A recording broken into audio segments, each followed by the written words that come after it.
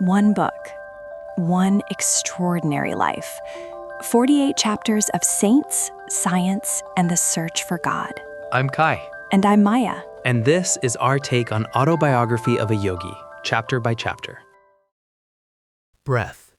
1/2 minute of it, circling up the spine, spiraling through centers of energy that you've never been taught to feel. And that single half minute, according to Sri Yukteswar, equals 1 year of natural spiritual evolution. Chapter 26, The Science of Kriya Yoga. And this is where the teaching stops being poetic and becomes mechanical, precise, reproducible. This is where Yogananda says, the technique itself must be learned from a Kriyaban, a teacher. He can't explain it in a book. But he's going to tell us what it does, how it works, and why it mattered enough to change the entire trajectory of spiritual knowledge in India. Hold on. 1/2 minute equals 1 year of evolution. That's extraordinary. Which means if you did 1,000 Kriyas in 8 hours, you'd accomplish 1,000 years of natural development in a single day. That's not metaphorical. That's the actual claim. Right. And before anyone dismisses that, understand what Yogananda's doing. He's not saying believe this on faith. He's saying here's the mechanism. Here's how it works. The ancient yogis discovered something reproducible, something that operates according to law, not belief. So this is empirical. This is testable. And he's bringing it to the West because now is the time. The knowledge was lost during the Dark Ages. Babaji revived it, Lahiri Mahasaya perfected it, and now Yogananda's carrying it into the world. So what is Kriya, actually? Because everyone talks about it, but nobody can say exactly. It's a psychophysiological method. That's Yogananda's definition. The human blood is decarbonized and recharged with oxygen through the practice. The atoms of that extra oxygen are transmuted into life current to rejuvenate the brain and spinal centers. That's the basic mechanism. But here's the part that matters. By stopping the accumulation of venous blood, the yogi is able to lessen or prevent the decay of tissues. The cells get recharged instead of worn down. The body is like a battery that's being regularly drained. Kriya is how you put the charge back. Wait, so the body ages because breath doesn't reach the cells efficiently. The cellular decay happens because the life force is being wasted on maintaining the heartbeat and breathing. So if you could shortcut that, redirect that energy, you could slow aging. Or reverse it. That's what Elijah, Jesus, and Kabir did. They understood this science. Yogananda writes it matter-of-factly.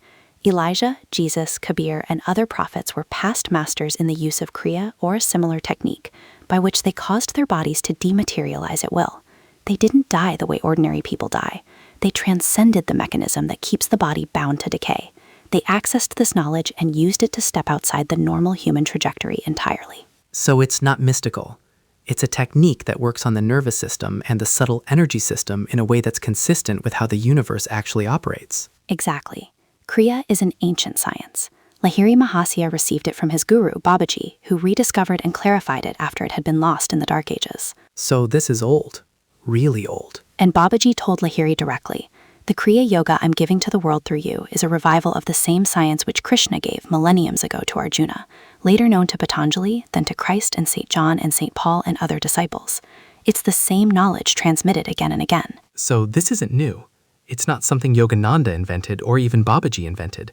It's ancient knowledge that came through Krishna, through the Bhagavad Gita. And Krishna himself describes it in the Gita.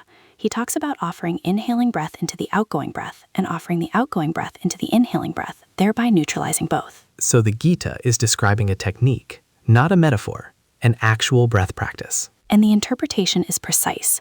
The yogi arrests decay in the body by an addition of life force and arrests the mutations of growth in the body by eliminating current. So neutralizing decay and growth by quieting the heart, the yogi learns life control. Here's the thing. The mechanism is both simple and revolutionary.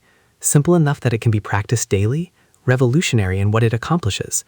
The heartbeat maintains the body in a constant state of flux, decay and growth, decay and growth. The cells age because they're in this endless cycle of deterioration and repair.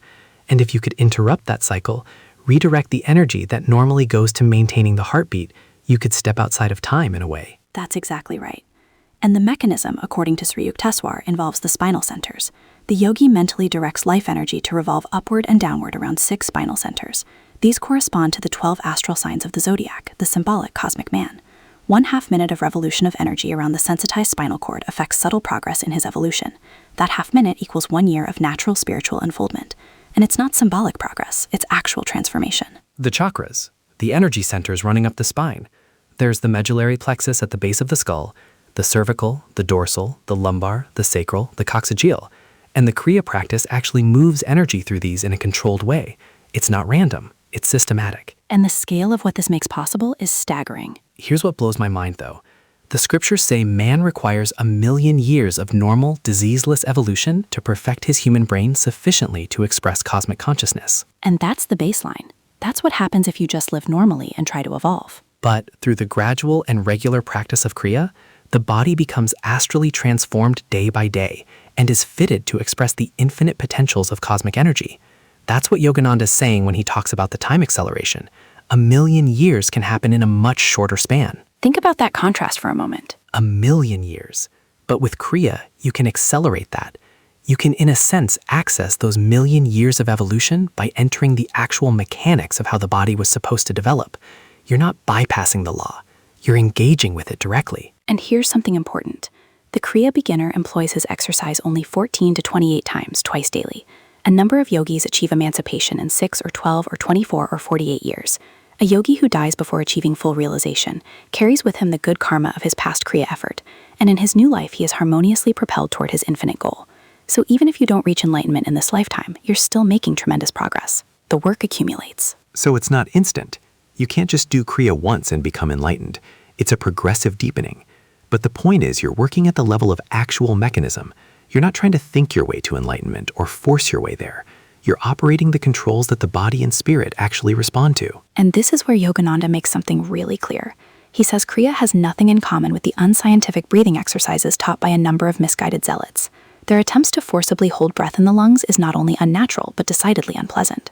Kriya, on the other hand, is accompanied from the very beginning by an accession of peace and by soothing sensations of regenerative effect in the spine. You know, that's a marker of truth, really. If something causes suffering from the start, it's not genuine. Truth brings peace, not pain. So it's not violent. It's not about controlling the breath through force. It's about actually freeing the breath to work at a different level of reality. The ancient yogic technique converts the breath into mind. By spiritual advancement, one is able to cognize the breath as an active mind, a dream breath. So you're not fighting the breath. You're recognizing that breath is already a function of consciousness. You're just learning to work with it at that level instead of at the level of the body. The breath becomes transparent. And there's a reason for that. The life force, which is ordinarily absorbed in maintaining the heart pump, must be freed for higher activities by a method of calming and stilling the ceaseless demands of the breath. That's what you're doing. You're freeing up the life force that's been trapped in automatic functions. You're giving consciousness more bandwidth in a way. It's elegant. Exactly. And once the life force is freed, the yogi can use it.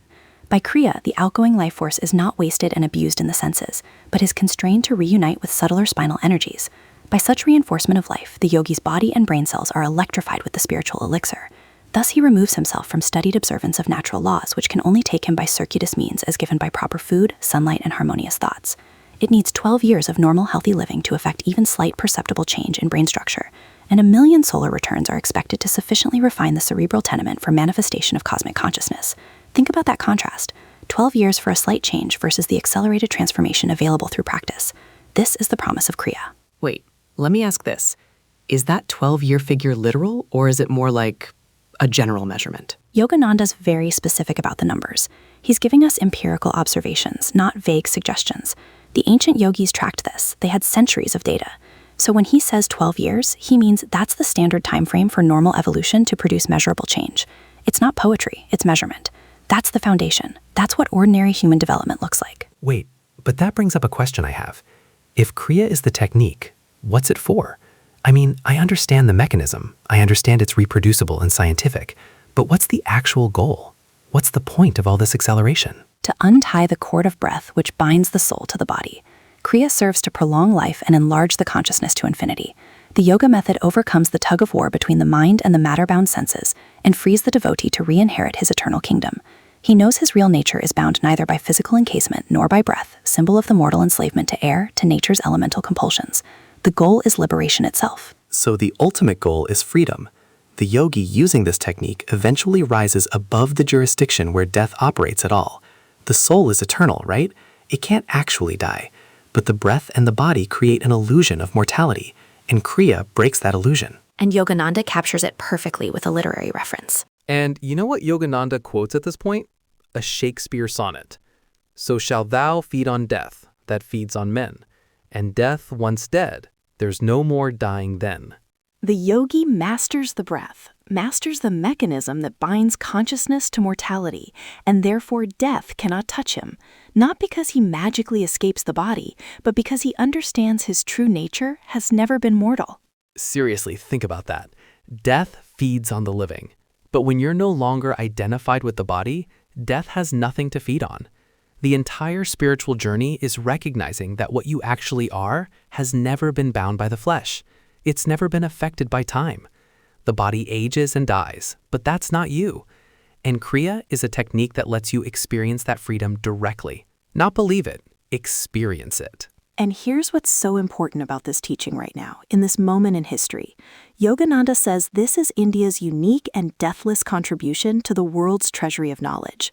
Kriya is being given to the world because we've just entered the ascending Dwapara Yuga, the age of electrical and atomic energy developments, an age when consciousness is beginning to remember itself, when the tools for direct spiritual exploration are becoming available, not hidden anymore, not hidden in caves or in the mountains of the Himalayas, available to anyone who genuinely seeks.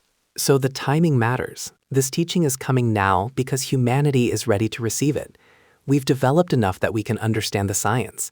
We've lifted the veil of ignorance enough that direct techniques can be given. And the lineage is very clear about why. And here's what Sri Yukteswar explained to his students. Kriya Yoga is an instrument through which human evolution can be quickened. The ancient yogis discovered that the secret of cosmic consciousness is intimately linked with breath mastery. And that's the whole point. It's so precise, not mystical, precise. And the reason Yogananda can't teach the actual technique in the book is because it requires initiation. It requires a teacher, a Kriyaban, because there are subtle aspects. There are things about your own unique nervous system and constitution that require personalized guidance. You can't get it from a book. Right. The actual technique must be learned from a Kriyaban or Kriya Yogi. Here, a broad reference must suffice. But what he's doing in this chapter is giving us the architecture, the understanding, so that when we encounter someone who can transmit the practice, we understand what we're receiving. We understand the significance. We understand why it matters. We're not going in blind. We have context. And it's not for everyone, though. Yogananda is very clear. The Kriya shortcut can be taken only by deeply developed yogis. With the guidance of a guru, such yogis have carefully prepared their bodies and brains to receive the power created by intensive practice. The body of the average man is like a 50-watt lamp, which cannot accommodate the billion watts of power roused by an excessive practice of Kriya. So it's not some shortcut that everyone can access immediately. You have to develop. You have to prepare your system. You have to build capacity in your nervous system and subtle body to handle the energy. A teacher assesses whether you're ready, whether your system can handle it. That's not a limitation. That's compassion. Yeah. Because if you tried to pour billion watts through a 50-watt system, it would burn out. The whole infrastructure would be destroyed. So the guru is protecting the student by not letting them access something they're not ready for. That's not withholding. That's care. And when the time is right, when the preparation is complete, when the student is ready, the transmission happens. And then the student begins, not as a burden, not as something forced, but as a natural unfolding of the capacity that's been built through years of preparation and grace. This is how all genuine teaching works. There's nothing forced about it. So we're not going to learn Kriya from a podcast. That's not possible. But what we are learning is what it is, why it matters, where it came from, and what it's for. We're learning the framework so that if we encounter a real teacher, we'll recognize the significance of what's being offered. And that's exactly what this chapter does. It hands us the complete architecture of an ancient science that's been hidden and revealed across thousands of years, from Krishna to Patanjali to the Christian saints, to Lahiri Mahasaya, to Sri Yukteswar, to Yogananda. Lineage by lineage, the teaching is preserved and transmitted. And now it's here. Now we can understand it. And the knowledge isn't locked away anymore. It's available to anyone who's genuinely seeking. The age has changed, the yuga has changed, the conditions are right. Yogananda tells us at the close of this chapter something profound. He says, Kriya Yoga is the real fire rite, often extolled in the Bhagavad Gita. The purifying fires of yoga bring eternal illumination, and thus differ much from outward and little effective religious fire ceremonies, where perception of truth is oft burnt to solemn chanted accompaniment, along with the incense. Real transformation comes from real technique, applied with real guidance, not from ritual, from practice. Next time, Yogananda is going to reveal something totally different. We're moving away from the teaching and back to the story. He's going to found a yoga school at Ranchi, a place where young people can learn all of this not as abstract philosophy, but as lived experience. The future is becoming concrete now. The knowledge is becoming institution. The vision is manifesting in the world. See you next time. The science of breath meets the reality of teaching. The knowledge finds a home. The vision becomes structure. See you next time.